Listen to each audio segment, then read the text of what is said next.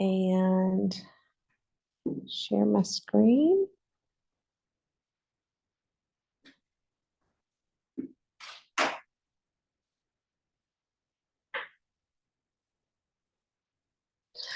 Okay, so when we last were here, I had started introducing the periodic table. And specifically, the things that I discussed on Tuesday were the fact that every single element has its own unique name and its own unique symbol. The symbol is directly related to the name in many cases. However, there are some cases where the symbol doesn't seem to match the name. And in those particular cases, it's due to the fact that when the element was originally named, they used Latin or German or something like that to name the element. And so the element symbols are directly related to that Latin or German name. And I mentioned the fact that with respect to the element symbols and the names, I'm not asking you to memorize them, but I am asking you to get familiar with the periodic table so that you kind of have an idea where everything exists. The second thing we talked about is we talked about the fact that the elements are found in groups. Those are the columns. And when an element is in a particular group, it means that those elements are going to behave similarly. So they're going to undergo reactions similarly. But as you go down a group, the reactivity increases. So these elements in period 7 are far more reactive than the elements higher up, like in period 2. What we mean by reactive is not the fact that they undergo any more reactions. They undergo the same types of reactions as the elements up in period 2. But what we mean by they're more reactive is that the reaction is more violent, is really what we mean. And then the elements are listed in periods. And that's what I was talking about with respect to the elements in period 7. So the periodic table, that is one of its divisions, is elements are listed in periods and they're listed in groups. So if I say I want an element in period 3, group 13, what is the element symbol? You're going to go down to period 3, and you're going to go over to group 13. And you're going to find that the element symbol is that of aluminum, Al.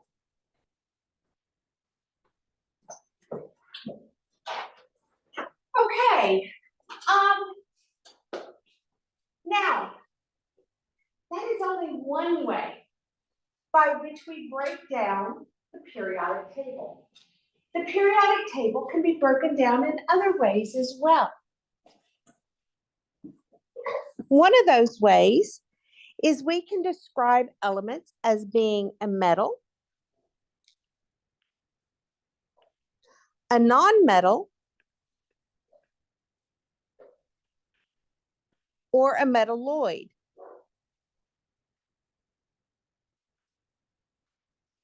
Now, the easiest way to remember who's who is to begin by memorizing the metalloids.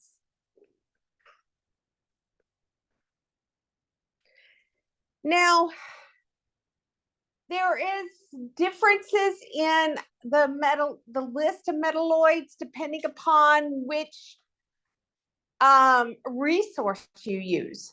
Sometimes they will include polonium and astatine. Sometimes they'll only include polonium or only include astatine, and sometimes they won't include any of those, either of those, I should say. So the list of metalloids does vary. What I'm going to do is I'm going to give you the list of metalloids according to OpenStax. And OpenStax is going to be that optional textbook that you have access to with active homework. And I'm going to show you active homework before we leave today. So the list of metalloids, according to that OpenStax, is going to be boron, silicon,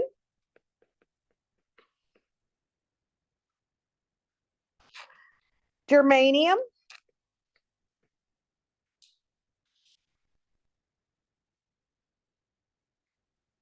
arsenic,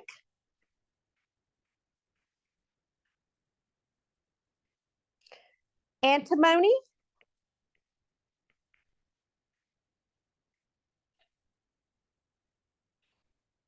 tellurium,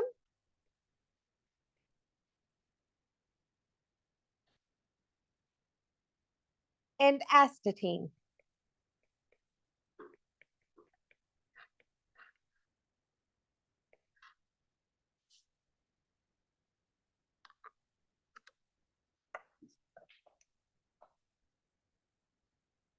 To help you memorize those particular elements,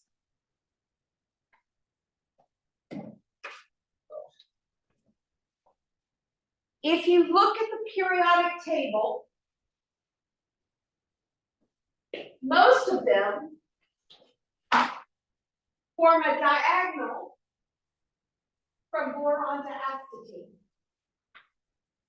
And then there are two, germanium and antimony, that need to be added to that list.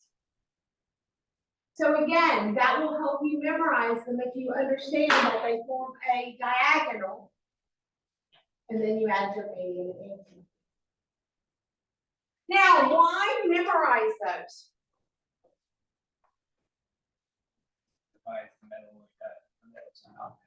Exactly. The metalloids divide the metals and the nonmetals.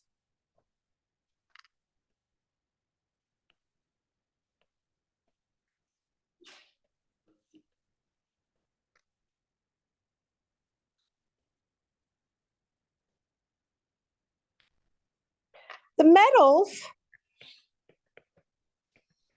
include all elements to the left of the metalloids.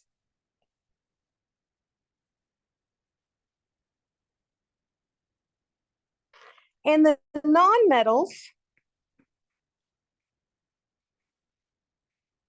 are all elements to the right.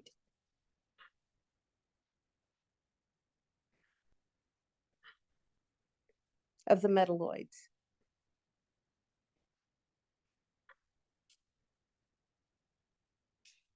And I wish I could figure out how to make that screen larger, but it has done something very, very weird today.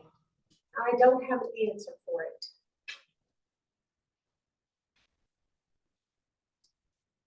Somebody has gotten into the settings and messed around with the settings, and I'm not entirely certain how to undo what they did. So, but I didn't try this one.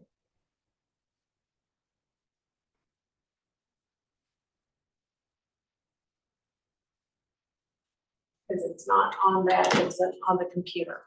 Okay, so why? So let's talk about what's important here. I said these divisions, they all mean something. I'm not just trying to describe the metal as being a metal. I'm not just trying to make some of them non-metals. When we break it down into that particular subcategories, we're saying something about the element. Because for the most part, all the metals are going to be solid.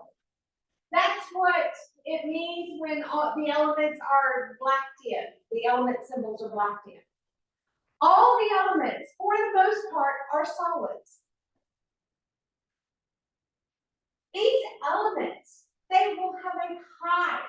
melting point and a high boiling point. Let's think about it. I mean, this is iron. Most everybody has had iron, seen iron at some point. Iron rusts. But does it melt very easily? No. And does it go into gas phase very easily? No. So irons are solids. They have high melting points where they will go from a solid into a liquid. And they have even higher boiling points where they go from liquid to gas. They also conduct electricity. I mean, this is copper. Most wiring is copper wiring. They're excellent conductors of electricity.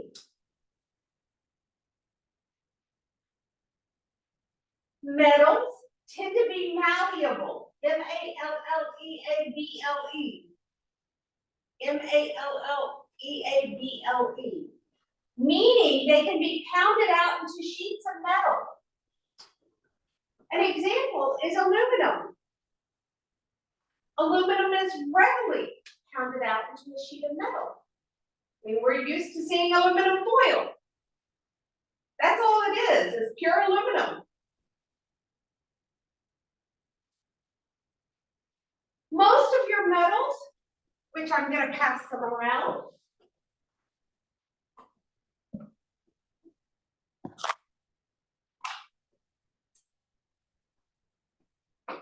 most of your metals, as you will see, are shiny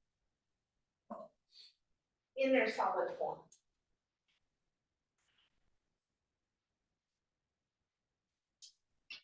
So saying, basically, what do I know about zirconia?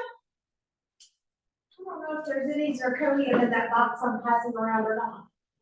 But because it's a metal, I know it's going to be a solid at room temperature. I know it's going to have a high melting point and high boiling point. I know it's going to conduct electricity. I know it's probably going to be shiny. And I know it's going to be able to be pounded into a sheet. Whether I've seen it or not, I can tell you those things simply because it is to the left of the metalloids.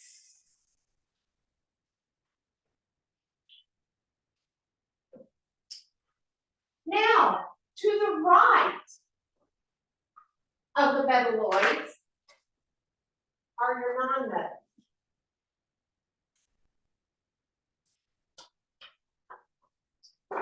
Now, your non-metals come in a variety of states of matter, meaning they could be a solid, they could be a liquid, or they can be gas.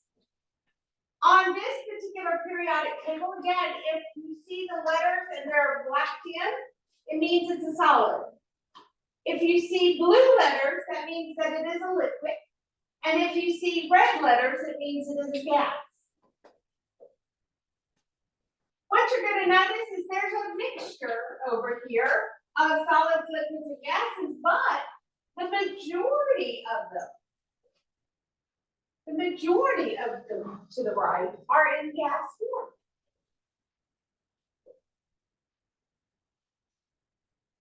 If they're already in gas form at room temperature, that must mean they have a pretty low melting point. And low boiling point. If they're already in gas form, it means they probably have a pretty low melting point and boiling point. Now, that is not true for all nonmetals. Carbon, you got graphite, you got diamond. So that statement is not true for all nonmetals. But for a lot of the nonmetals, they are already in gas form. So a lot of them have lower melting points and boiling points. Now with these solids over here, if they are solid, a lot shiny silver. They're not going to be in blocks. They're going to be in powder form. Again, there are exceptions such as diamonds. But a lot of them, again, if they are solids, they tend to be powders and not what you see coming around. These elements over here, they don't conduct electricity. They are not malleable. So even though I don't know anything, well, even though I don't have a sample of selenium, because selenium is a non-metal, I know that it's a solid because of the element symbol up here.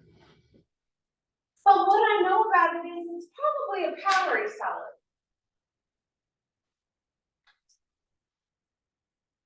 I know it's not going to conduct electricity, and I know it's not going to be malleable. So again, that division tells us something about the element. Now, you may ask, what do these element symbols mean that are just outlines? All of the element symbols that are just outlines means that those elements are man-made. All of the symbols that are outlines means that those elements have been man-made.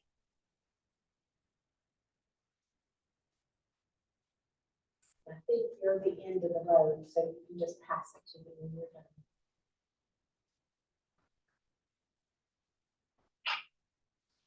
Questions? Yes. You said which ones were man-made? All of these that are just simply outlines are man-made elements. You'll notice they numerically, remember 90, besides polonium, which is element 61, and technetium, which is element 43.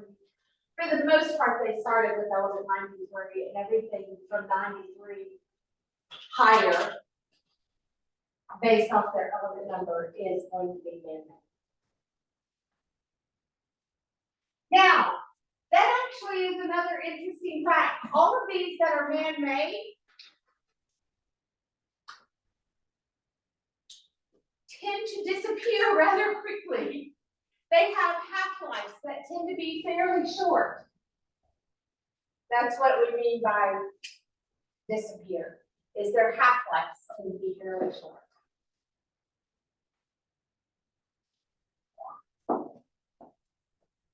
So this, on the board, this division is quite important to know. Again, gives us a lot of information about the element.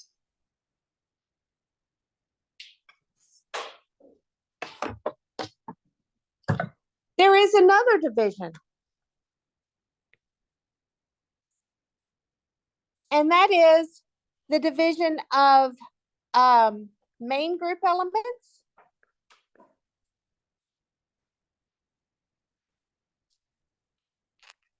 transition metals,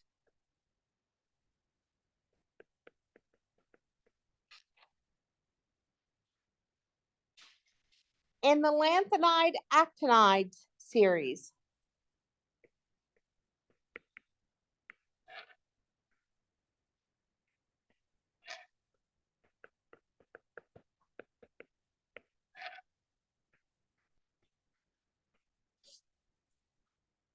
Okay, the main group elements are group 1 and 2, which, as you progress, you'll find in chemistry, you'll find that their last electron is in the S subshell. I'm putting the S up there. We're not going to get to that, but that way you know what they are. And then it's also group 13 through 18, which their last electron is in the P subshell.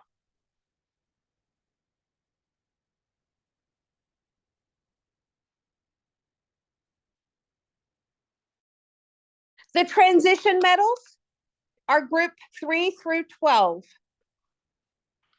And their last electron resides in the D subshell.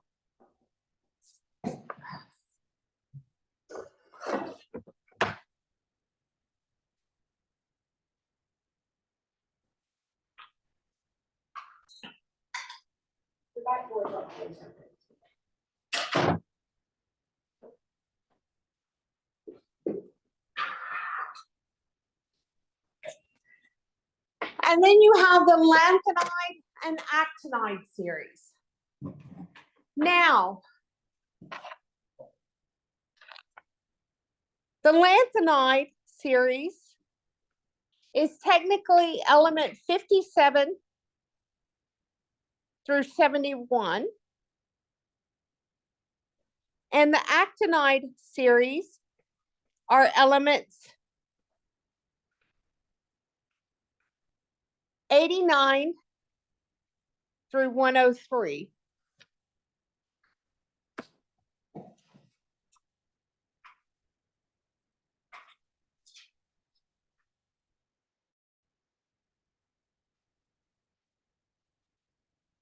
So, if an element is in group 1 or group 2, it means that it is a main group element.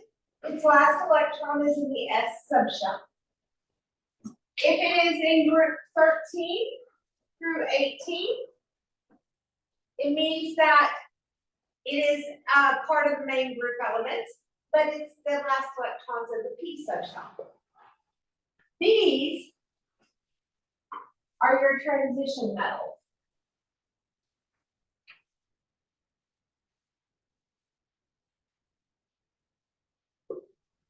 As in the name, they are metals. And again, by being in this grouping, we know where their last electron is, and that's in the D subshell. And then you have your lanthanide. It's called the lanthanide series because, folks, element 57 is lanthanum. So that's why it's called the lanthanide series. And the one below that is called the actinide series after actinium, which is element 89. And I forgot to put up here, but for both of these,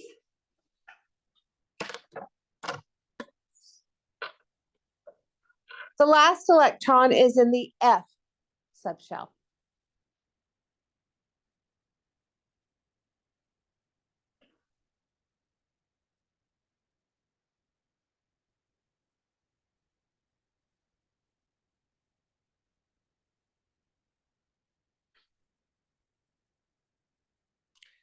So, pick an element. Somebody raise their hand and tell me any element up there, and I'll tell you something about it. Yes. Bismuth is element 83. It is in group 15, so it's going to behave very similarly to element 7, which is nitrogen. And I know a lot about nitrogen, so that helps me know a lot about bismuth. It is in period 6, so it's going to be very reactive. It is to the left of the metalloids, so that must mean bismuth is a metal. Being a metal, it's going to be a shiny silvery solid or a shiny solid. Most of them are silver, but it's going to be a shiny solid. It's going to have a high melting point and a high boiling point. It is going to probably conduct electricity, and it is going to probably be malleable.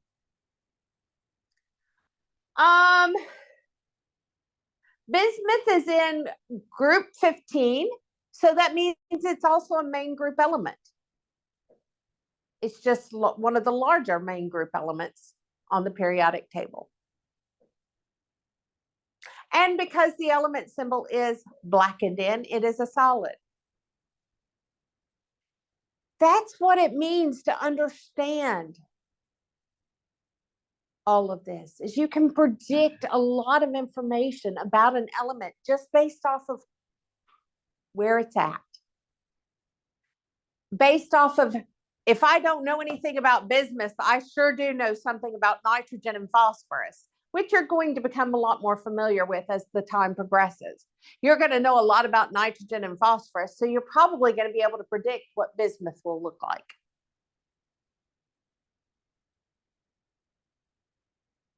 Even though I've handled some bismuth, but I don't have any, my bismuth is out there on the living periodic table. Yes.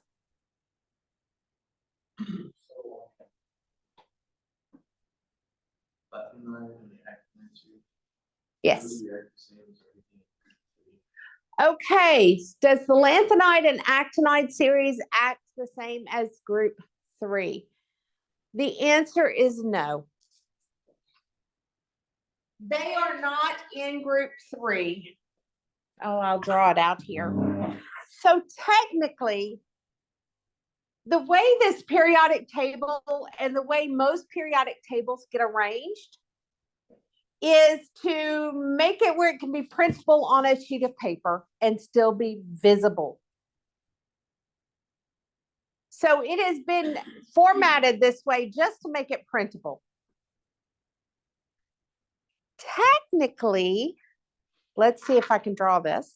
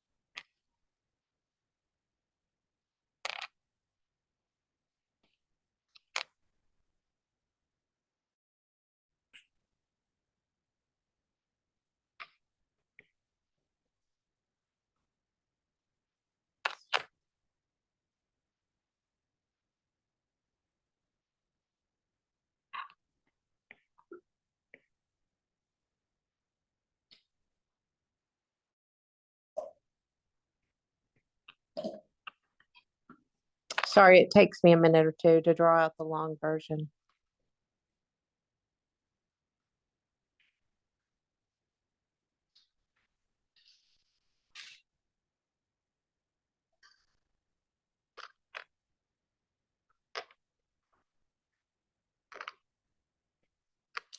If we were to draw out the periodic table more accurately, your lanthanide series, lanthanum would be right here, and your lanthanide series, lanthanide, would be right there.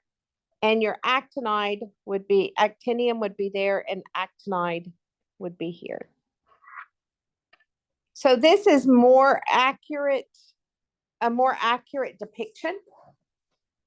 But as you see, it makes everything squished.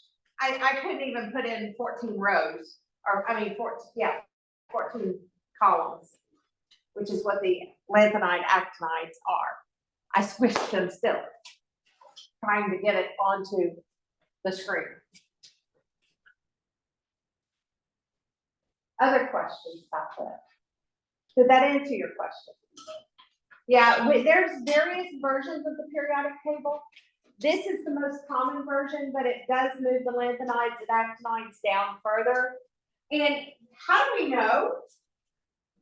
You actually hit something important. This periodic table is actually quite good because it says, oh, you're going to insert 57 through 71 here. You're going to insert 57 through 71 right there. But it kind of moves everything else over. And this actinide series goes technically right there, where element 89 through 103 should be.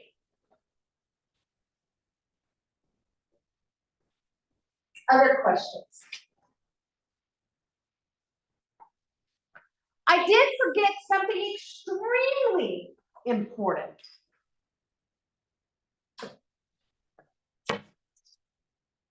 And this is something you need to make note of because it is a common error. Okay, I said everything to the left of the metalloids is a metal. There is one exception. The only element to the left of the metalloids that is a non-metal is hydrogen. Hydrogen is a non-metal.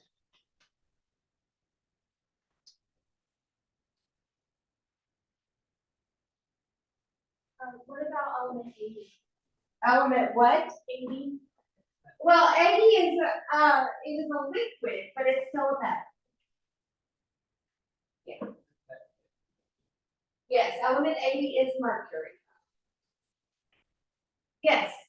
So periods mean reactivity. What do groups mean? Groups, basically all of the elements in the group have similar reactions. Meaning they will,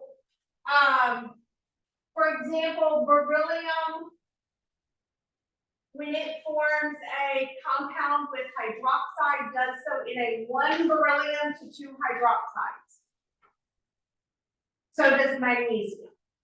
It's 1 magnesium to 2 hydroxide. So their reactivity, the formulas of the compounds, they're the same. Their reactivity is the same. That's what it means to be in a group. Yes. Are all of the valence electrons in the groups the same as well? Yes, all the valence electrons in the groups are the same as well, which we'll talk about eventually.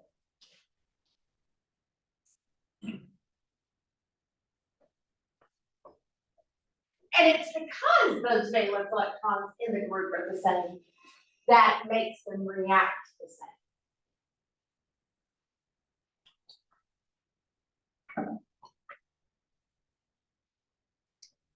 When I started this, I told you that periodic table had a lot of information embedded. I've only given you a small fraction of it. It is one of the most useful tools out there.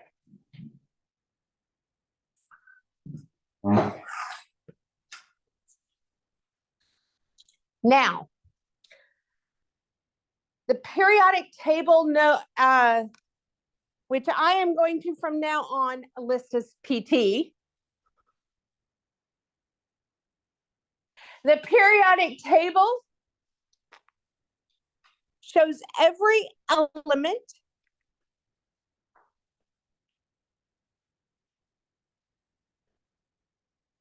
known to man at this point.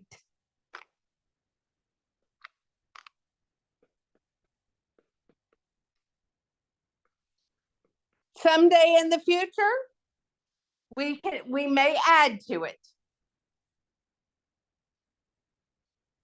But at this point, it shows every element that is known. Yes. When was the last time that it was updated? Actually, it wasn't that long ago where they found element number 118.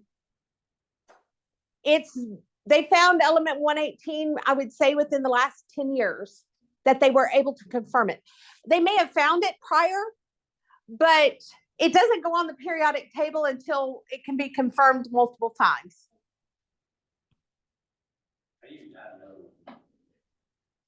How do you add another one? Well, they're going to basically,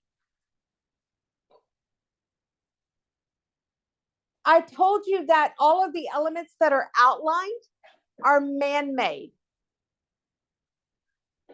Most likely, any future elements we find, the majority of them are going to be man-made.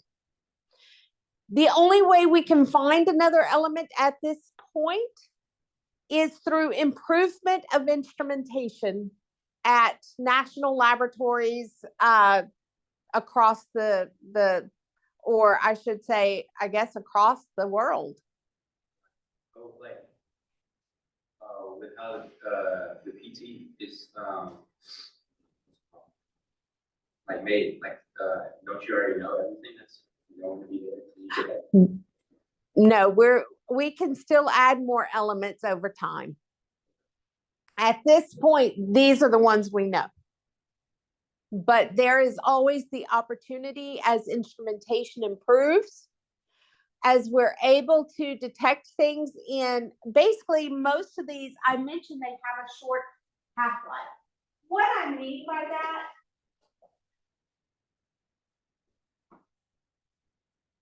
is that, for instance, these elements,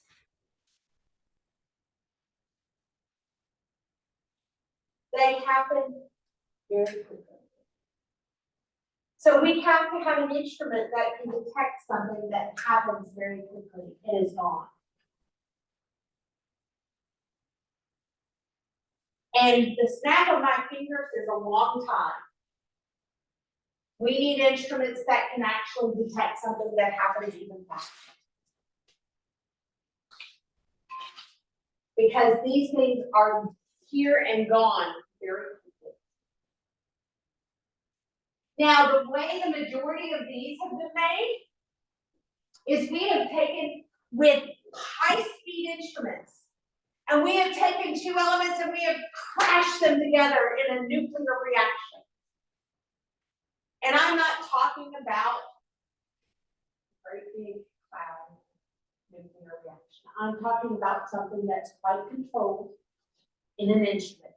But these, we've taken two elements and we've slammed them together. And then what is made is on in the blink of an eye. We've got to detect that blink of an eye. So this element, when it winds up made, it's going to be here and gone. And we have to have an instrument that can detect it. Did that answer your question? Yeah. Can you add more periods? Or no? Yes. Okay. We can add more periods. I mentioned the S electrons and the P electrons. Yeah. We can add more letters than S, P, D, and F. So the next one that comes up that's not an S, P, D, or an F will be a G.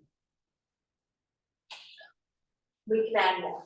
So you think as technology evolves and increases that we'll find more that have similar half-lives of 118 or something? Or less? As technology increases, we have the potential to find something that lives as long as 118 or less. Yes.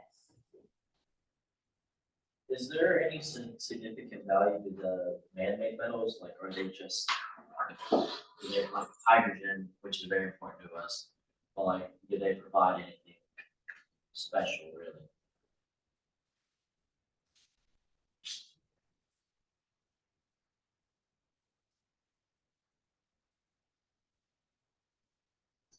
Besides pure scientific interest, to my knowledge, no. I think it is pure scientific interest at that point. I think the majority of those man-made elements, it's just pure scientific interest.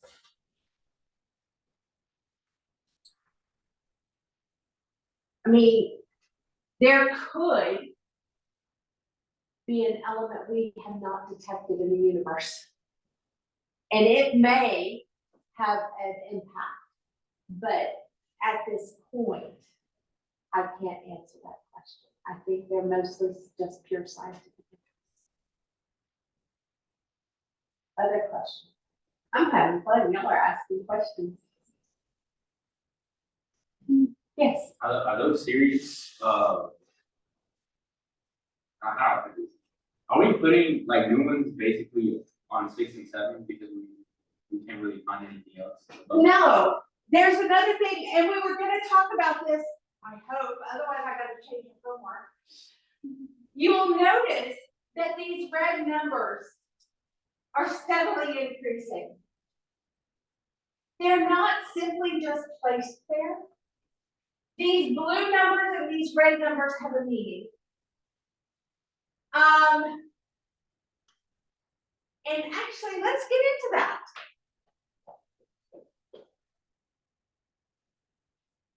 So because they're not just there randomly.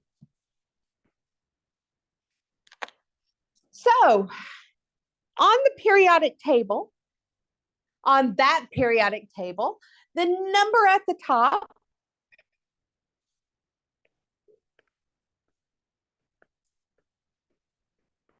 is known as the atomic number.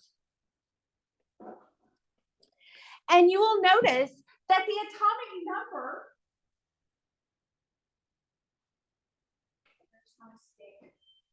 because I'm too short to do some of these.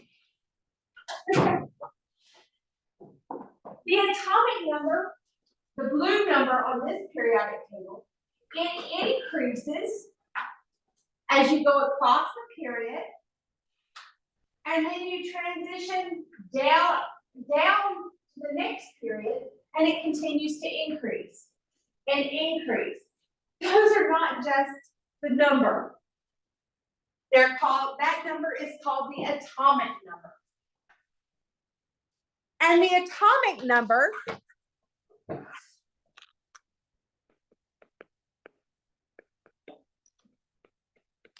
describes the number of protons. Oh, that's horrible.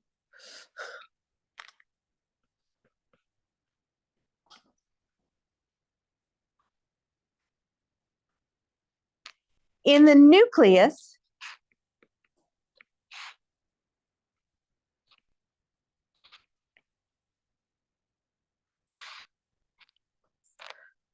of an atom of that element.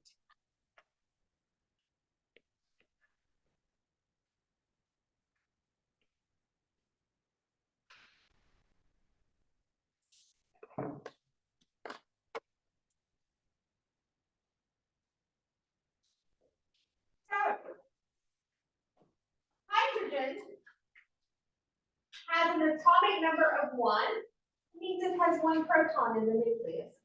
Every single hydrogen atom, no matter where we find the hydrogen, across the world, across the universe, every hydrogen is going to have 1 proton in its nucleus. Every time you fill up a balloon with helium, you're putting into that balloon an element that has 2 protons in its nucleus.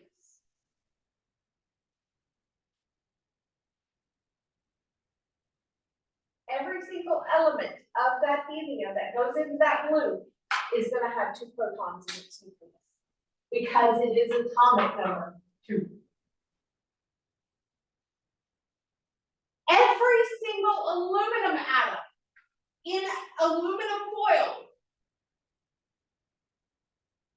is going to have 13 protons in its nucleus because it has an atomic number of 13.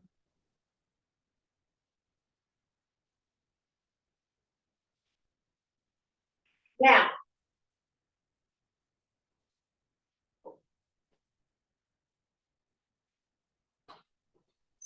why is the atomic number important? The atomic number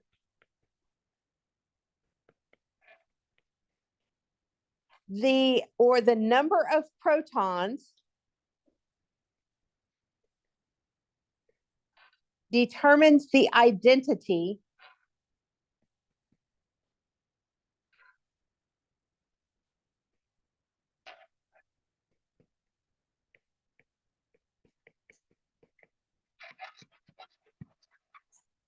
of the element.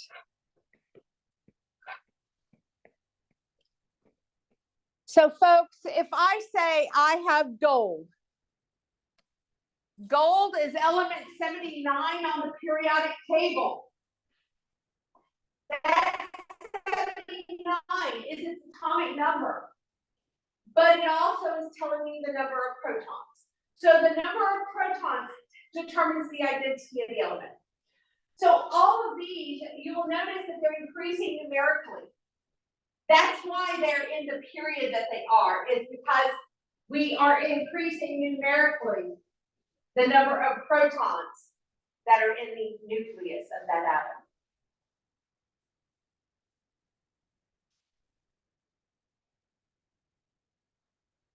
Now, I will introduce the red number on the periodic table.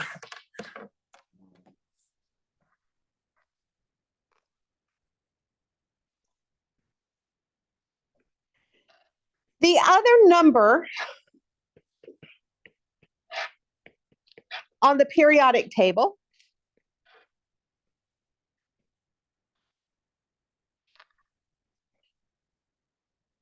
is the average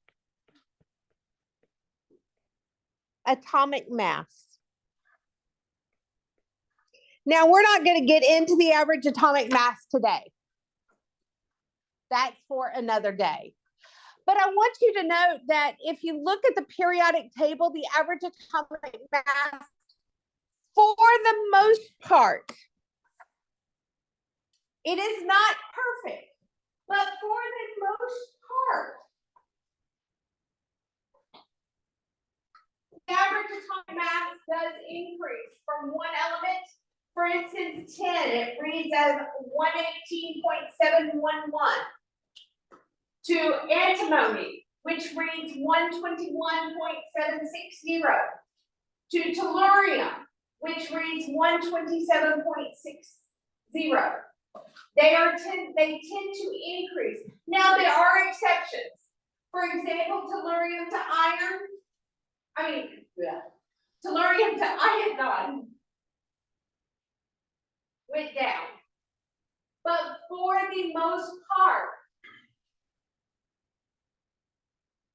the average atomic mass increases, and you will notice that that is also true for here. So again, there's two reasons that these elements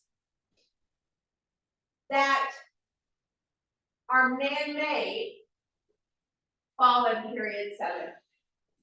And that is because their atomic number is increasing and their average atomic mass is increasing too.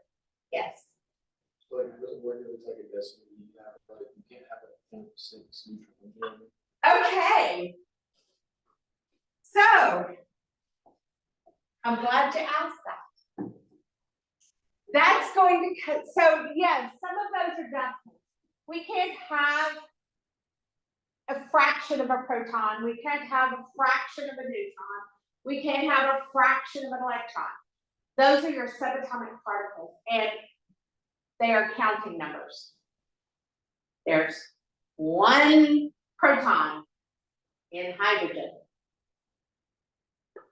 So why do we have these numbers? Again, it boils down to the definition of an average atomic mass. And an average atomic mass, as we'll discuss on Tuesday, takes into account all naturally occurring isotopes. The most common hydrogen is hydrogen 1. That's why that average atomic mass up here is 1.00794. It's because the most common form of hydrogen is hydrogen 1. But there's another form of hydrogen as well, which is deuterium, which is hydrogen 2. And they are both naturally occurring. It's just hydrogen 1 is more common. But we can't just disregard hydrogen 2. That's where that average atomic mass comes into play.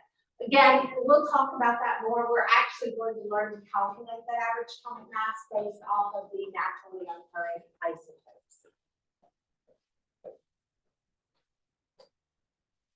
I got into this because I was asked a question, but I want to do a little bit of a backtrack.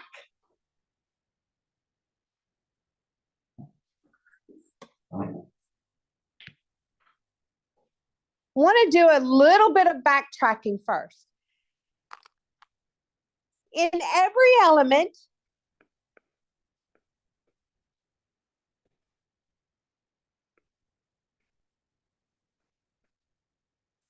there are 3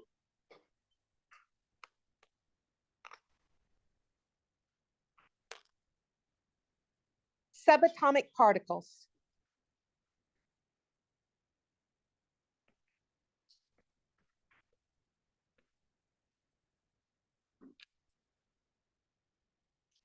There is the proton.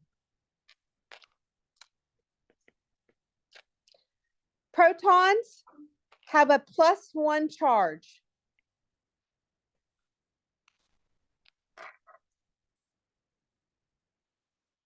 And as I've already mentioned, with respect to the atomic number, they determine the identity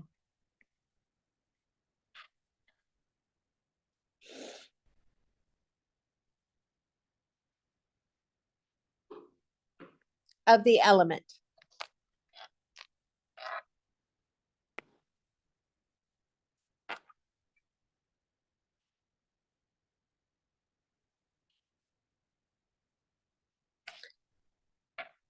Something that has actually been mentioned is the neutron. The neutron has no charge.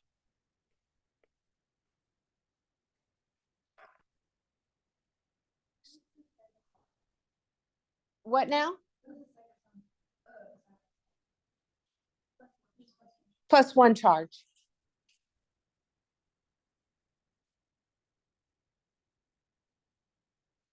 The neutron determines the isotope.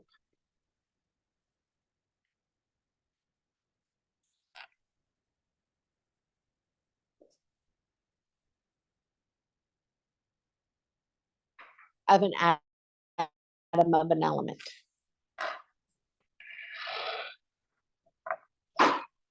And then you have the electron. The electron has a -1 charge.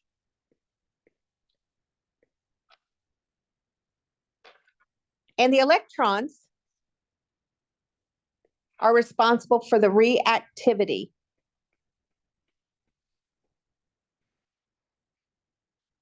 of the atom of the element.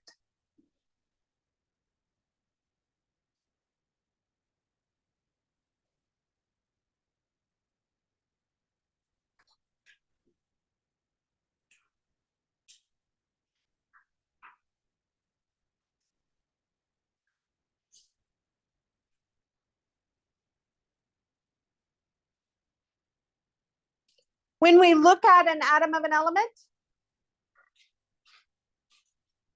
you have the nucleus,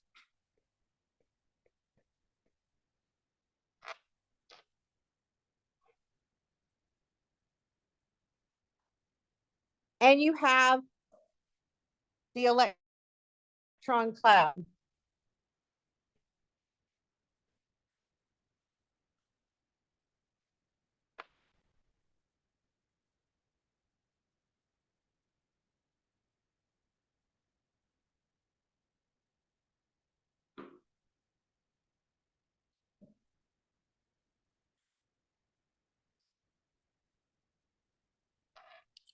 The nucleus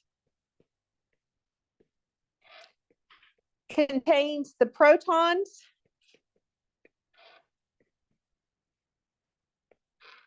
and neutrons.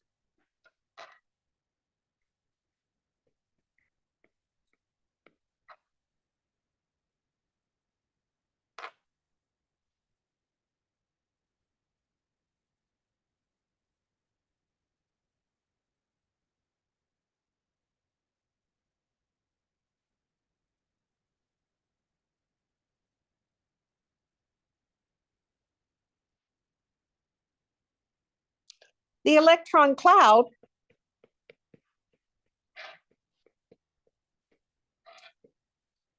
contains the electrons.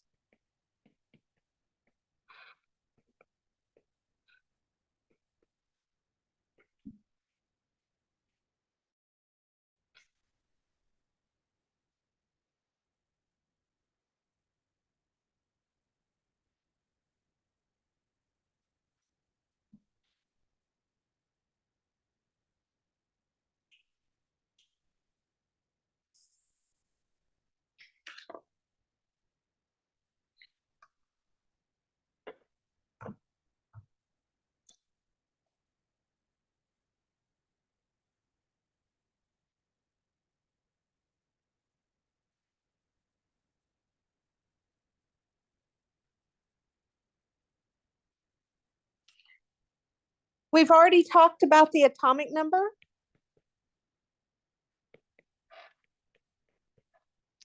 The atomic number is equal to the number of protons in an atom of an element.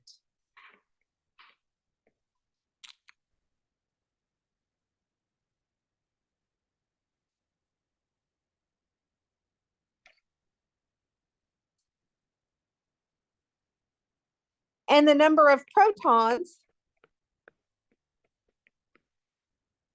is equal to the number of electrons in a neutral atom of an element.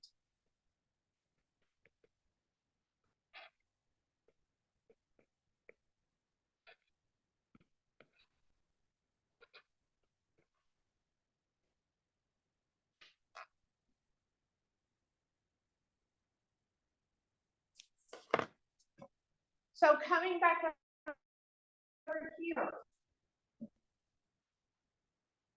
for example, we said that the blue number represents the atomic number. Iron is element 26.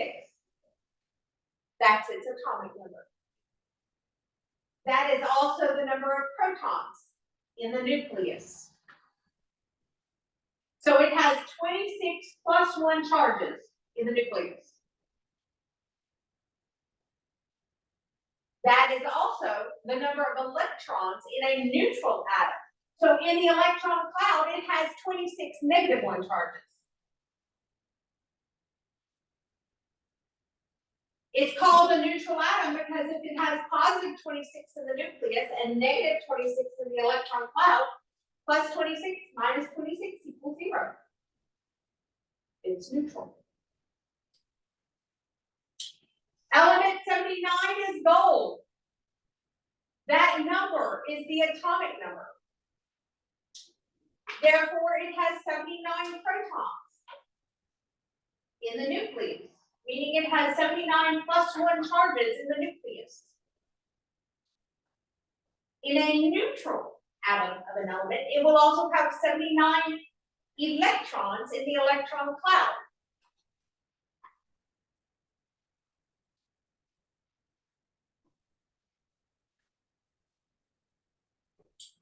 The neutrons cannot be determined by looking at the periodic table.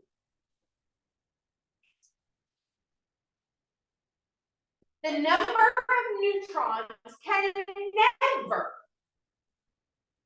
be determined by looking at the periodic table.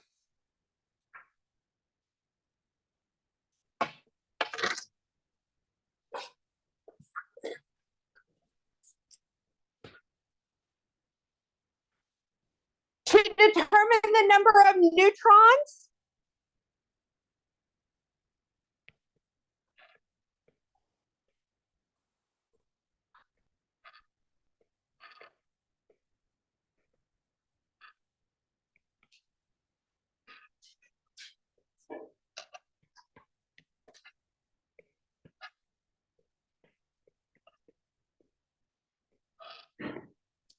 you must know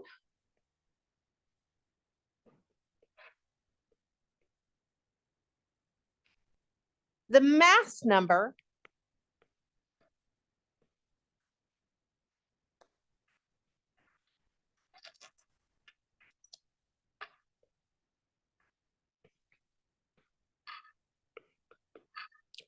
for the isotope.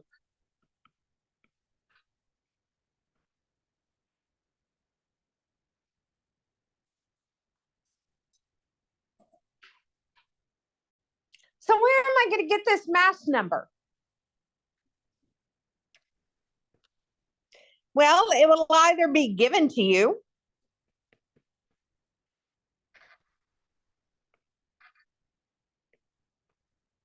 or you can look at the isotopic symbol.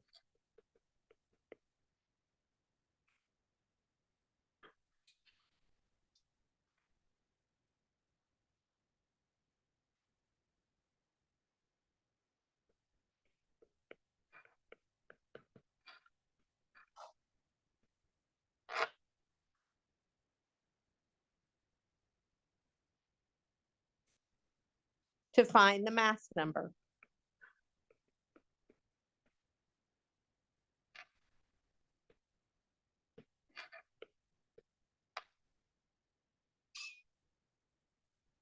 Now, what are those isotopic symbols?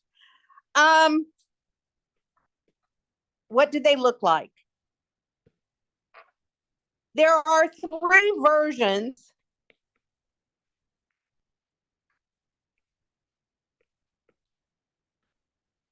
of an isotope symbol, but I will only use 2 of them.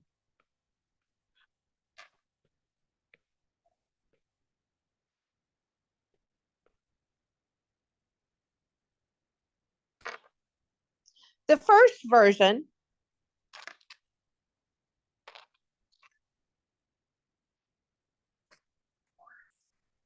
will give you the atomic number, which will represent by Z, as a subscript to the left of the element symbol.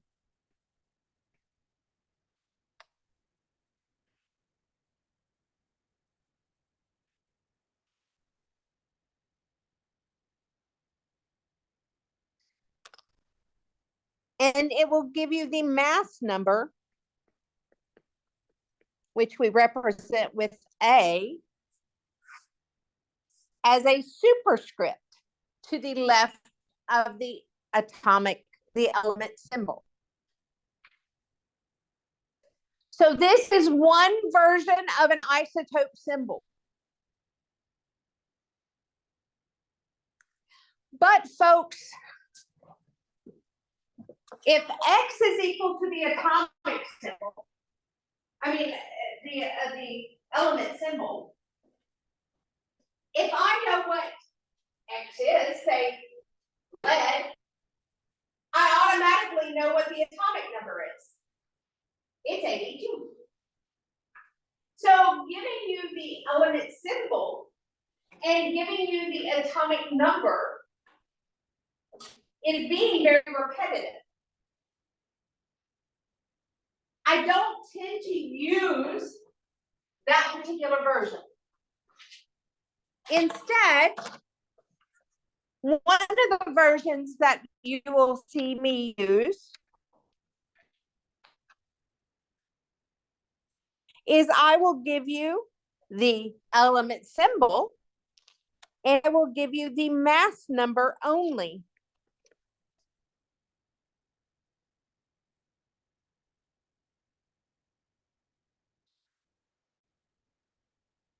So this is a common variation that you will see me use. Another variation you will see me use is I will give you the element symbol dash atomic number. Both of these are used. Now, why do I use one over the other? There is no reason. This second variation is easier to type on a computer because I don't have to superscript anything. But there's no reason I can't superscript. I'm just saying that it's usually easier. So you'll see them written both ways. I screwed up. That last was an atomic number. I got going too fast. That last one is mass number. In other words, the mass number is always given to you. Whether it's in the third variation, the second variation, or the first variation of the isotope symbol, you will notice I gave you the mass number every single time. The mass number has to be given to you somehow. Because only if you are given the mass number can you determine the number of neutrons. Mass number is equal to the number of protons plus the number of neutrons. So if I know the mass number and I know the element symbol, hence the atomic number, I can get to the number of neutrons. Now, I don't have time for us to do too many examples. I want to show you something on the, in the last couple of minutes, I want to go out to active real quick and show you something with active. I think I can do it this way. So you do have a homework. It is due on Tuesday by 11:59 p.m.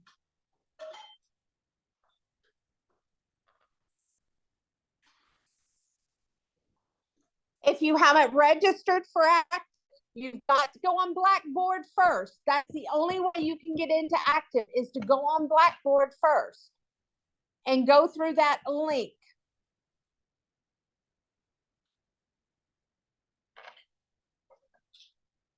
Yours may look a little different. I'm just, oops, wrong semester. Where's my current semester? Ah, there it is.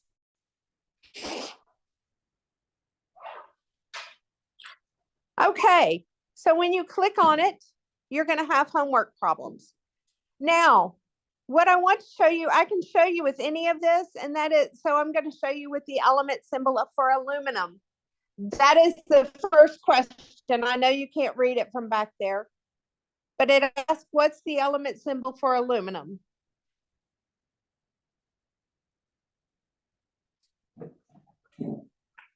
So it's asking you what's the element symbol for aluminum, and it gives you options. You click on the option. Now, in the bottom left-hand corner, though it's not showing on this screen for whatever reason, is a plus sign. That plus sign will take you to a couple of options. It'll take you to something where you can look at the periodic table. But it also will say, learn more in OpenStax. If you click on that, learn more in OpenStax,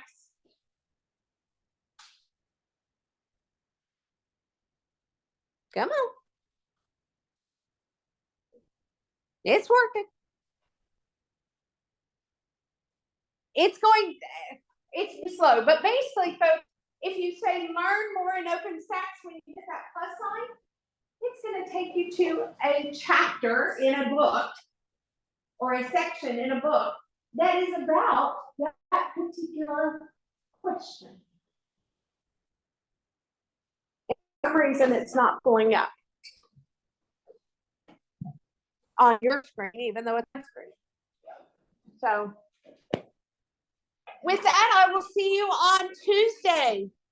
And if you came in late, come see me so that I can check you being here on the roll.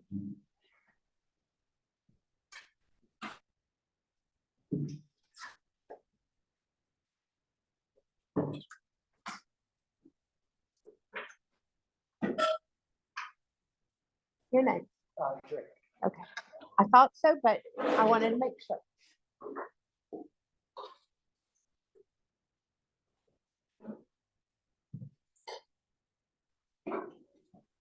Huh? Yes, I did. I'm trying to get used to it. Okay. Well, anytime you have to come in late, just come in the back door. I didn't know. You can watch you are supposed to watch the videos. Ideally, this week has been kind of screwball.